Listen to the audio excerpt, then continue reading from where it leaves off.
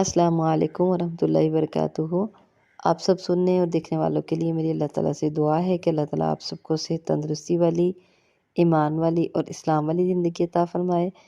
تو الحمدللہ ہمارا سلسلہ چل رہا تھا، سلسلہ تفسیر القرآن، اس میں ہم پڑھ رہے ہیں سورہ بقرہ۔ آج ہم انشاءاللہ العزیز پڑھیں گے لیسن نمبر 23 اور آیت نمبر سورہ بقرہ کی 69 اور 70۔ اعوذ باللہ من الشیطان الرجیم، بسم اللہ الرحمن الرحیم۔ قالوا، انہوں نے کہا، ادعو، تو دعا کر، لنا، ہمارے لیے، ربک، اپنے رب سے، یبین، وہ بیان کرے۔ الگ سے پڑھیں تو ایسے، اور پھر لنا، ہمارے لیے، تو اس کو ملا کے پڑھیں گے تو یبین لنا، وہ واضح کر دے یا وہ بیان کرے ہمارے لیے، ما، کیا، لونو، رنگ ہے، ہا، اس کا، ما لونہا، کیا رنگ ہے اس کا۔ یہ ہا ضمیر مؤنث کی ہے، یعنی اس گائے کا کیا رنگ ہے۔ قولا، تو کہا موسیٰ علیہ السلام نے، انہو، بے شک وہ، یقول، فرماتا ہے، یعنی وہ اللہ تعالی فرماتا ہے، انہا، بے شک وہ، یہ ہا کی ضمیر مؤنث کی ہے تو یہ گائے کے لیے ہے۔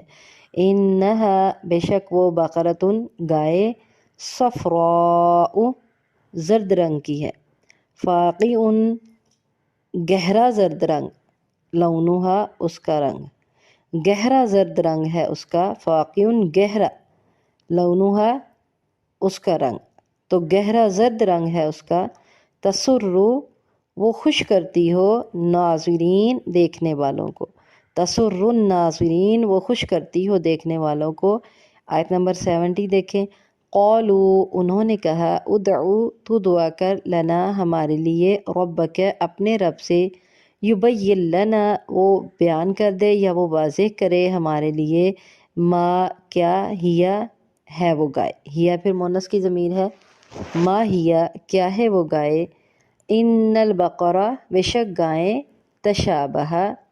مشابہ ڈالتی ہیں، علینا، ہم پر، یعنی بہت سی گائے تشابہ، مل گئی ہیں، مشابہ ڈال رہی ہیں، علینا، ہم پر، یا مشابہ ہو گئی ہیں ہم پر۔ وَإِنَّا، اور بے شک ہم،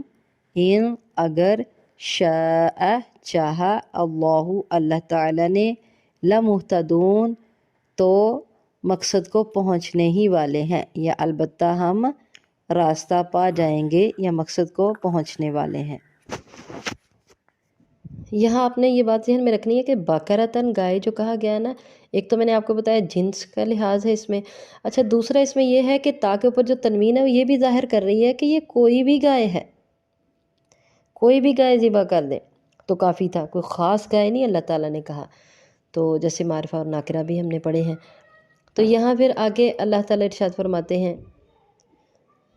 کہنے لگے، ہمیں بتاؤ کون سی گائے ذبح کریں، تو اللہ تعالیٰ نے آگے ارشاد فرمایا، انہ یقول انہا بقرۃ لا فارض ولا بکر عوان بین ذلک ففعلوا ما تؤمرون، کہ ایسی گائے ذبح کرو جو نہ بوڑھی ہو اور نہ ہی بچی ہو، بالکل جوان ہو، عوان بین ذلک، جوان ہو یعنی بڑھاپے اور بچپن کے درمیانی عمر کی ہو، ففعلوا ما تؤمرون، اب کرو جو تمہیں حکم دیا جاتا ہے۔ اب اللہ تعالیٰ نے یہ بھی یہاں بھی یہ بات کہہ دی کہ کرو جو تمہیں حکم دیا جاتا ہے، لیکن یہ اپنی ان حرکتوں سے باز نہ آئے اور بیجا سوالات پہ سوالات پھر کرنے لگے اور کہنے لگے، قالوا ادع لنا ربک یبین لنا ما لونها قال انه یقول انها بقرۃ صفراء فاقع لونها تسر الناظرین، تو پھر کہنے لگے موسیٰ اپنے رب سے دعا کرو، وہ بیان کرے، وہ ظاہر کر دے ہمارے لیے اس کا رنگ کیسا ہے۔ جب اللہ نے کہہ دیا تھا کہ گائے ذبح کرو تو گائے کر لیتے، پھر سوال کیا اور پھر کہنے لگے کیسی ہے، تو اللہ تعالیٰ نے ارشاد فرمایا کہ وہ جوان ہو، پھر ان کو ایک اور علامت بتا دی، پھر بھی نہ ذبح کیا، اب کوئی سی بھی جوان گائے پکڑتے اور اس کو ذبح کر دیتے، لیکن پھر کہنے لگے ابھی اور پوچھو رنگ کیسا ہونا چاہیے، تو پھر اللہ تعالیٰ نے ارشاد فرمایا کہ ایسا رنگ ہو، بقرۃ صفراء، گہرے زرد رنگ کی، فاقع لونہا تسر الناظرین، آنکھوں کو بھی بھلا لگتا ہو اس کا رنگ، بڑا خوبصورت رنگ ہو، بیل یا گائے ایسی۔ ابھی یہ اس گائے پر پہنچ چکے، یعنی اس رنگ کی گائے پر پہنچ چکے جو کہ بنی اسرائیل والے بنی اسرائیل والوں کے دلوں میں جس کی محبت تھی، یعنی جس کو عبادت کے لیے خاص گائے سمجھا جاتا تھا۔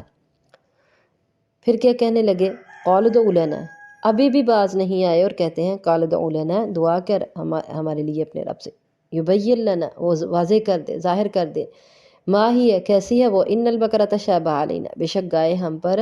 مشابہ ڈالتی ہیں، یعنی بہت سی گائے ایسی ہیں جن کے زرد رنگ ہیں اور گہرے زرد رنگ ہیں، تو اپنے اللہ سے دعا کرو کہ وہ ہمیں وضاحت کر دے اس کی مزید۔ وَإِنَّا إِن شَاءَ اللَّهُ لَمُهْتَدُونَ، اور بے شک اگر اللہ نے چاہا تو ہم ہدایت پا جائیں گے، مقصد کو پہنچنے والے ہیں، ہم پہنچ ہی جائیں گے اس مقصد تک جو اللہ نے ہمیں کہا ہے۔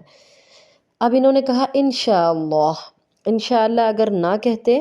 تو ان کو کبھی بھی یہ گائے نہ ملتی، چونکہ انہوں نے انشاءاللہ کہہ دیا تو پھر یہ اپنے معاملے میں کامیاب ہو گئے۔ اب ان کے بیجا سوالات کی وجہ سے جس کو اللہ تعالیٰ ناپسند فرماتا ہے، یہ لوگ مزید پھنس گئے اور اس گائے پر پہنچے جو کہ یا بیل کہہ دیں، اس گائے یا بیل پر پہنچ گئے جو کہ ان کا مخصوص عبادت کے لیے تھا، مخصوص عبادت کے لیے اس کو مقرر کیا گیا تھا۔ اور وہ کون سا تھا؟ جب انہوں نے کہا کہ گائے ملنے جلنے والی ہے اور اگر اللہ نے چاہا تو ہم ہدایت پا لیں گے، تو ان کی اس بات کی وجہ سے جو ہے نا اللہ تعالیٰ نے ان کو منزل تک، مقصود تک، جو اللہ تعالیٰ کو ان سے مقصود تھا وہاں تک پہنچا دیا، اور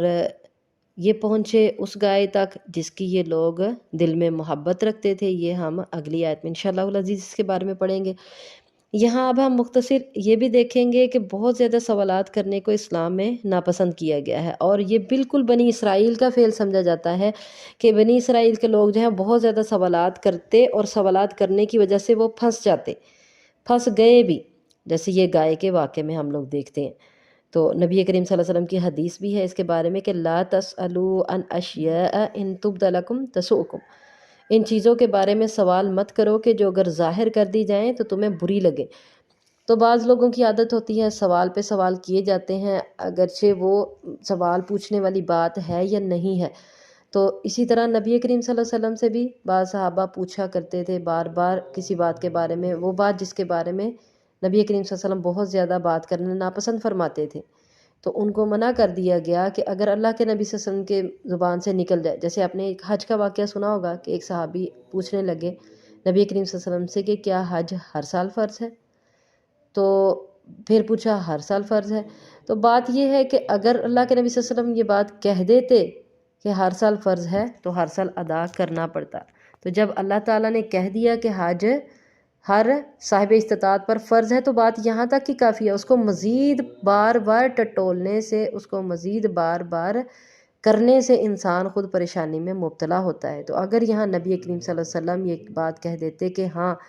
ہاں، تو پھر انسان پھنس جاتا اور اس کو ہر سال کرنا پڑتا اور وہ کر نہ پاتا۔